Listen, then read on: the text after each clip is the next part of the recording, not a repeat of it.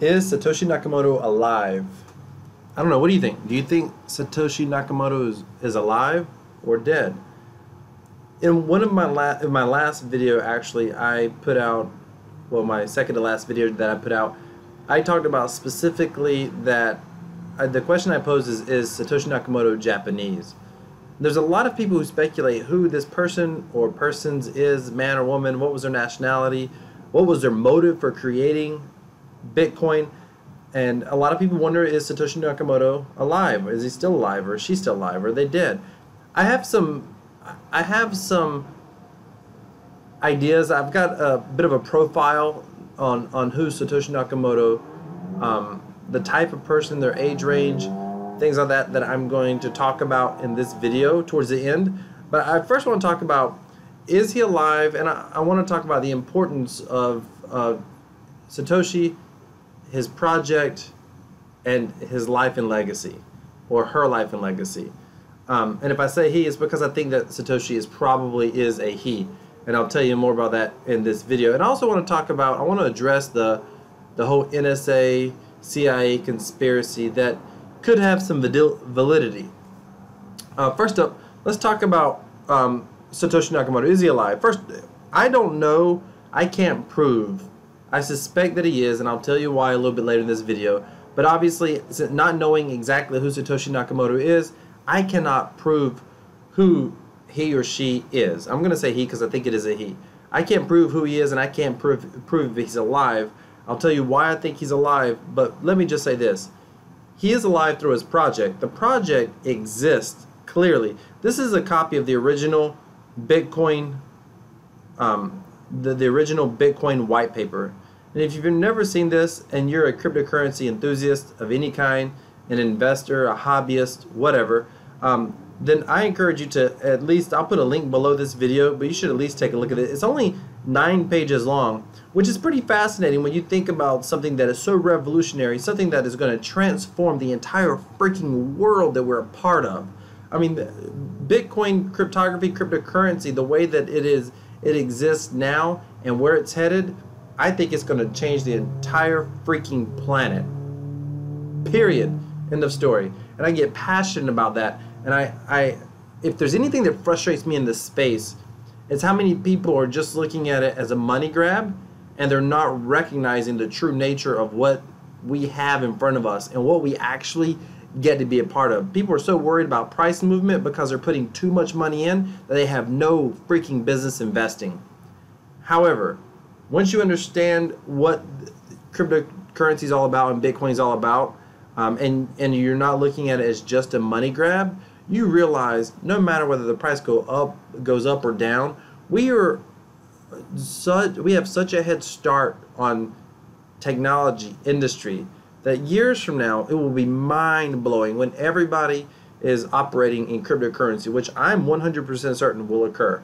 Then I think when you think about that and you realize where we're at now, then you kind of get it. You're like, I feel like we're almost fortunate to be in this space because there's still so many people who don't understand cryptocurrency. So with that being said, through the project of Bitcoin, Satoshi has one of the greatest legacies that probably the history of the world anyone could ever have. I mean, that's just period, end of story. So now I do want to address this. There has been at least one person on one of my last videos, and I'll put my last video up in the card on the top right hand corner. You can go ahead and watch that now. But someone in my last video suggested that Craig White was Satoshi, and he gave some very specific reasons on why he thought Craig White was Satoshi. And I'll go ahead and pull that up now. So this is the previous video, and this commenter down here, Jeremy McDonald, he said Craig White is, in my opinion, one of the creators. He even said his stepdad was Japanese and loves their culture, so that's why he used the name. I don't know. He's the only believable person, period, right now. And I went on to say, so if it's Craig Wright, why do you think he hasn't proven it yet? Craig Wright has not given any sort of true public definitive proof that he's Satoshi. He said a lot of things that doesn't make sense, and I don't want to go into all that, but Jeremy responded, He's always proven it to me, in my opinion, and I'm a private investigator in the state of Texas. That's been in Bitcoin since 2008, not just some nobody in the field. Okay. Then as a private investigator, I mean, I respect the fact that Jeremy's a private investigator, but as a private investigator, what sort of proof has he provided? I mean, private investigators typically operate off of concrete proof. And I think it's just his opinion. And I asked, you know, I'm convinced with your credentials that you may see something I do not. What evidence have you seen that has convinced you? And he said that he has the keys. That's all he says. Well, the reality is he doesn't actually have the keys. And then he came down here and he made this comment that there's been investigations that prove that he's the only one that anyone has ever found with the keys. There's possibly multiple people with keys, but possibly he could be the only one. But that's all I'm allowed to share. My YouTube account got banned back in 2012, so can't share any more content. I don't understand why he couldn't share more content in the comments, Jeremy. So if you're watching this video, please let me know. And Jeremy, by all means, if you have some other proof, then let me know. I understand why people think that Craig White might be, because he's one of the few people that's claimed to be. And at times, Craig Wright, well, I think Craig Wright is, I mean, I think intellectually he's incredibly smart, far smarter than I am. And he's been a part of this ecosystem for a very, very long time. So, is he Satoshi? I don't believe so at all. And I'm going to show you a video. Vitalik doesn't either. And I think Vitalik sums it up far better than I can. And once I finish addressing why I think Craig Wright isn't, and I'll show this video where I think Craig Vitalik just basically sums it up in a nutshell, I'm going to go into who I think Satoshi Nakamoto may be. However, let me just say this. I don't think it matters. Like, it doesn't actually matter. I'll cover that again in a moment. Let's take a look at this video. I wasn't asked why I'm convinced Craig is Satoshi.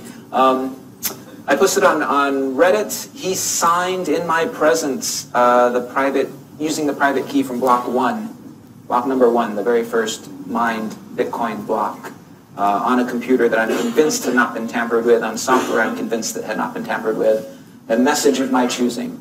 And so that kind of sealed the deal for me, convincing me that he does have that private key. My interactions with him feel like this is the inventor of Bitcoin. I remind everybody he's human. I'm sure he makes mistakes like we all do. I'm sure he's made some mistakes in the past. And he wants his privacy. So I'm going to draw a line. If you ask me questions about this, I draw the line at, I will explain why I'm convinced. I will not go into like personal details of the discussion that I had with him. Just a little bit of controversy for fun. I'll explain why I think he's probably not Satoshi.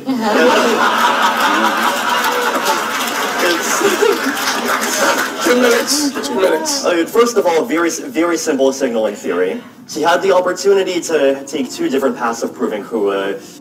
By the way, that may have been a little bit. It may have been difficult to understand what he said. He said, basically, he's talking about signaling theory right now. The first time I heard that, I was like, what did he say? He's talking about how signal signaling theory works. Of proving that he's him.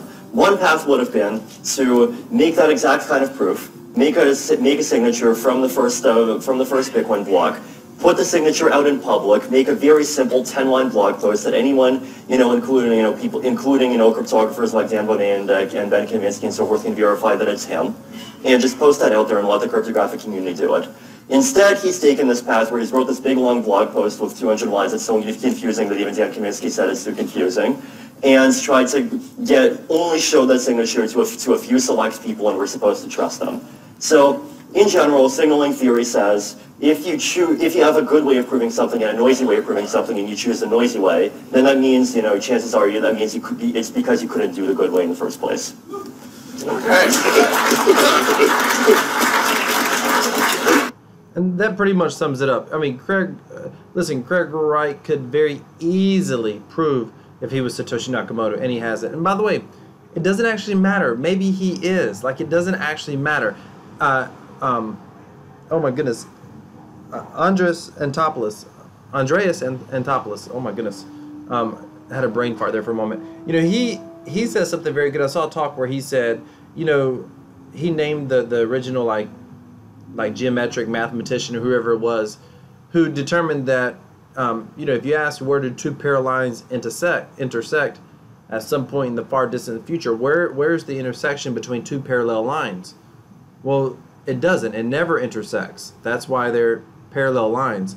And he explained that it doesn't matter if you know who the person's name is, and that guy's smart enough, he did know who the name was when I saw that video. He goes, it doesn't matter if you don't know who the person's name is. That doesn't matter. All you understand is that the law of two parallel lines never actually intersect. You don't have to know who the creator was. You don't have to know who that person was who determined that, who said that. It doesn't matter. You don't have to know when they did it or anything. All that matters is certain laws that exist. And with Bitcoin cryptography and with blockchain technology, creating a decentralized public database that is cryptographically secured with private keys, creating a decentralized ledger, it doesn't matter who created it. It simply works. It's withstood the test of time, and as far as we know, it's going to continue to withstand the test of time in the future. Obviously, there's scaling issues and things like that I've covered or mentioned before on this channel, but in spite of that, Bitcoin simply works. It simply works as a store of value. It simply works as a way to transfer money electronically that is difficult to confiscate. It just simply works in a trustless system. So let's talk about a little bit. I put up some Satoshi Nakamoto. Is Satoshi Nakamoto Japanese? Okay, first of all, I don't think so, and I'll discover why when I get down here. Is it Craig Wright? I don't think so. Elon Musk hasn't had a whole lot to do with cryptography. Yes, he's a brilliant individual who's on cutting edge, but he doesn't have a whole lot to do with cryptography. NSA, CIA, I don't know, maybe. Let me just say this. There is this belief out there that Satoshi Nakamoto was a CIA operative, or the CIA created him. And this, by the way, this isn't... There is some proof. If you look at declassified information that we know about the CIA has done really shady things in quote-unquote American interest. So could there be some reason that they, set out to be Satoshi Nakamoto? Maybe, but it's irrelevant. Outside of the fact of, Bitcoin was presented to be anonymous in the beginning, and come to find out it's not as anonymous as we once thought it was. And quite honestly, many developers always knew that it was never 100% anonymous. But neither here nor there, I don't necessarily think the CIA or NSA created Bitcoin. And my primary belief is probably that it was so cutting edge. It's such new technology. Most of the time, the CIA and NSA lags behind on cutting edge technologies. In other words, they're quick to adopt technologies in their interest, but they're usually not the first to create or develop the technologies. They usually are able to adopt them for their own strategic purposes, and sometimes they can adopt those technologies very, very quickly before they're known by the general public. However,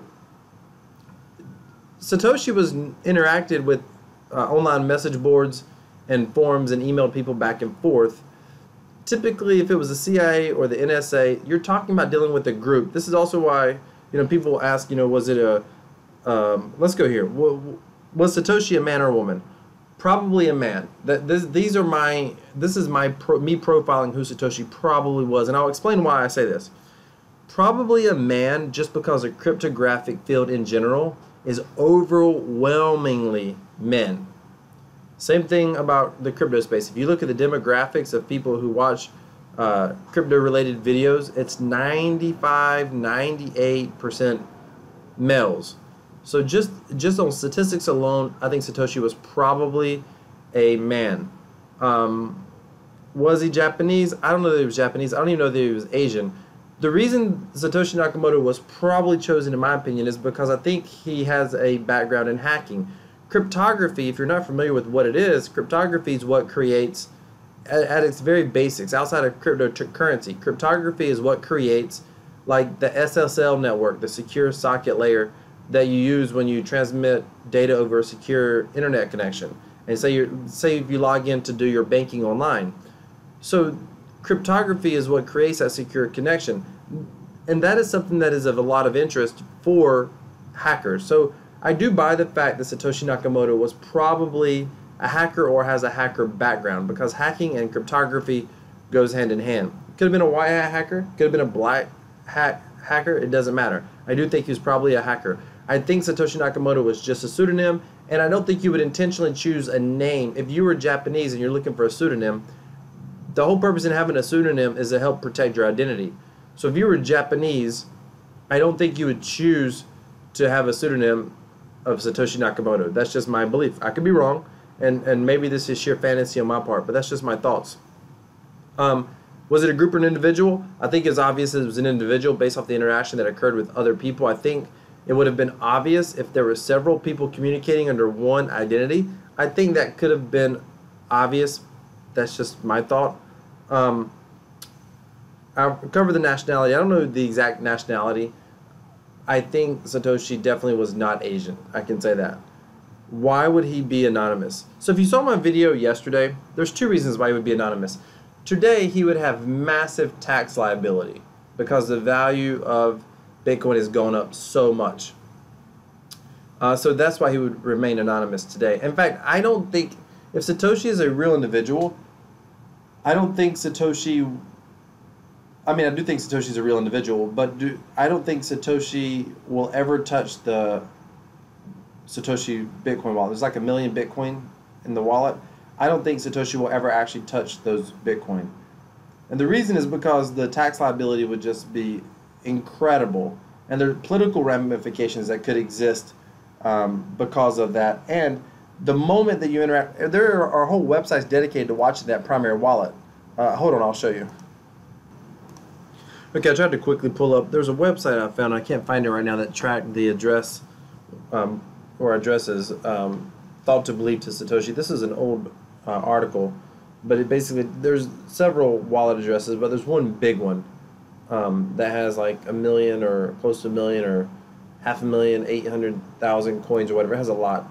But the bottom line is the coins have never been moved. And there was a website that showed the address or addresses, and I can't seem to find it. I thought it was pretty easy to find, so I apologize for that. But let me bring this back up. The point being that the reason that I think that Satoshi would be anonymous is, first of all, the tax implications that would exist on those coins, because taxes have never been paid. And depending on where Satoshi's from, that is extremely important. The other, and the political implications, obviously, but the other one is this. Satoshi, whoever Satoshi is, the other reason to be anonymous is because I think that he most likely knew what the risks were if Bitcoin took off, and if it was truly seen to be, if it was truly seen as a competing currency.